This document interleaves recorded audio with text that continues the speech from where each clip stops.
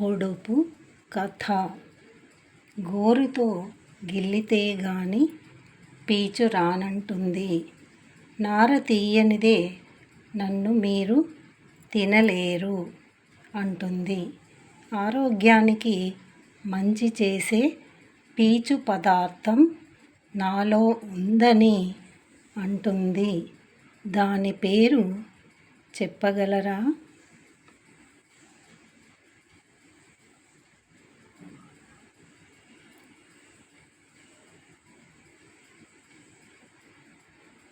గోరుచిక్కుడు కాయ. ఇది మీకు నచ్చితే సబ్స్క్రైబ్ చేయండి, లైక్ చేయండి, షేర్ చేయండి.